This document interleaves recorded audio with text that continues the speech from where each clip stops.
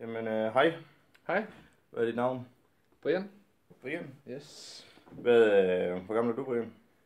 Jeg er 28, jeg fylder 29 lige om lidt. Okay. Og hvor er du fra her i landet? Jeg er fra Odense, har altid boet i Odense. Fedt. Hvad for nogle sport er du interesseret i, hvis du er sportsinteresseret? Jamen, jeg er primært interesseret i amerikansk fodbold, og så ser jeg lidt almindelig fodbold også. Okay. Det er sådan lige... Altså, jeg er generelt sådan sportsinteresseret, synes jeg, men det er sådan lige de to, der lige popper sådan ekstra frem i hvert fald. Okay. Hvad er det, der gør, at du ser ekstremsport, og du dyrker det sådan? Ja, jeg dyrker det også, ja. Jamen, jeg synes, det er fedt, at man får nogle situationer med,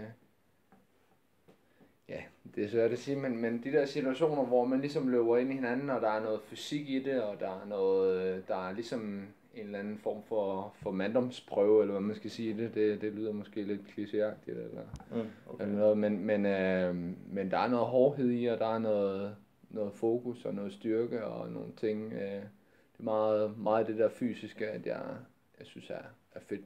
Okay. At der Fedt. Er det eneste ekstremsport, du er interesseret i? ja, sådan umiddelbart. Altså jeg kan sagtens se andre ekstremsport og sådan ting, men det jeg går mest op i, det er nok amerikansk fodbold. Okay. Hvad ser du mere af ekstremsport? Øh, det er jo et godt spørgsmål. øh, øhm, ja, Det var fint nok. Nå, der er et event, der hedder Face Off. Når du hører Face Off, hvad forbinder du med det navn? Hvad siger du? Hvad tænker du? Umiddelbart så lyder det som to, der er på vej op og slås. Okay. Et eller andet. Det kunne godt lyde som noget... altså det første jeg tænker, det er noget MMA eller noget i den stil, boksning af en eller anden, Okay. en eller anden art. Det lyder i hvert fald som to individer, der skal op mod hinanden, når jeg hører Face Off. Face Off, det er en ny sport, eller ikke en ny sport, men det er en ny event, der er ved at udvikle sig fra gymnastikkens verden. Nå. Hvor de tager det alt kedelige, hvis du skulle ud og se det, jamen, så er det med point, og det er sådan og sådan skal du gøre, og det er meget sådan tilrettelagt. Ja. Face Off, det er en ny gymnastik-konkurrenceform, hvor der du ligesom møder hinanden, de bedste fra Danmark, hvor de skal op mod hinanden, og så får de lov til at udøve, hvad de har lyst til. Bare sætte en bane op, og så skal de bare slå sig løs. Okay. Ligesom hvis du ser... Inden for gymnastik.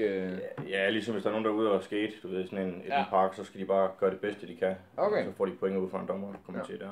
Og så er det sådan hold med hold. Lige præcis. Okay. Var det noget, du eventuelt nu, du er jo sportsinteresseret, altså ekstremsportsinteresseret, kunne det være noget aktuelt, du vil deltage i at tage ud og se? Ikke umiddelbart. Okay. Altså, nu har jeg noget familie, der også har dyrket meget gymnastik, så jeg har set, altså kender folk, der har været indenfor, og nogen, der har været ret højt op inden for trampolin og sådan nogle ting også, og sådan noget. Så jeg har set en del gymnastik, men det er ikke noget, jeg vil tage aktivt ud og se, medmindre det var, altså, hvis der var nogen, der spurgte, om jeg ville med, så kunne det godt være. Okay. Men jeg ville ikke selv aktivt tage initiativ til at tage ud og se den. Okay, er det fordi, du har oplevelsen med, at det har været kedeligt førhen? Nu kender du nogen, der har gået til gymnastik? Ja, det kan godt være, at det har været meget trivielt tidligere. Altså, der sker ikke så meget. Det er lidt det samme, og så får de nogle point, og man står og kan ikke rigtig se forskel alligevel. Okay, fedt. Så, til daglig, hvilke mediekanaler bruger du? hvilke mediekanaler jeg bruger? Jamen, jeg bruger nok primært internettet. Jeg har ikke noget tv-signal, okay. så det er på internettet. Det er på sådan noget Filmstiftelsernes hjemmeside, og Ekstrabladets hjemmeside, og BT's hjemmeside og sådan nogle ting. Okay, er det du får dine sportsnyheder fra? Det er også der, jeg får mine sportsnyheder fra, ja. Og så har jeg nogle apps til nogle af de ting, sådan som jeg følger lidt med i som sagt fodbold og amerikansk fodbold, primært NFL og college football. Følger en lille smule med i noget basket og sådan nogle ting også. Så jeg har et par apps på telefonen, der passer til det. Okay, fedt. Hvilke sociale medier bruger du? Altså jeg bruger primært Facebook af sådan sociale medier. Nu sidder jeg også selv med noget for den klub, jeg selv spiller i. Der sidder jeg også med en del PR og marketing og sådan nogle ting, hvor at vi også bruger, der er der også Facebook og en lille smule Instagram, der bliver brugt af sociale medier. Så det er også det, jeg selv følger med på. Okay, der følger du ligesom med i de forskellige events og sports, og hvad der sker og sådan noget? Ja, okay. altså hjemmeside og så de relevante apps selvfølgelig. Der kommer lidt nyheder og sådan nogle ting. Okay. Det er primært det, igen, jeg får det. Godt. Når det er, du så skal ud med vennerne, hvad er det, der får dig til det, så som nogle events, koncerter, festival?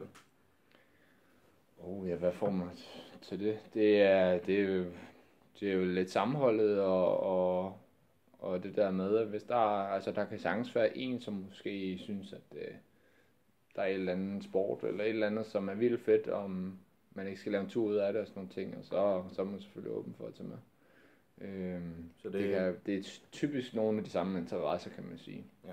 Sådan, som hvis der er for eksempel amerikansk fodbold herhjemme, selvom det er på dansk plan, så tager man stadig ud og ser det med dem, man kender, ikke også? Fordi det er noget, der interesserer alle. Koncerter og sådan noget, der kunne jeg forestille mig, det er nogenlunde det samme. Altså hvis det er en kunstner, som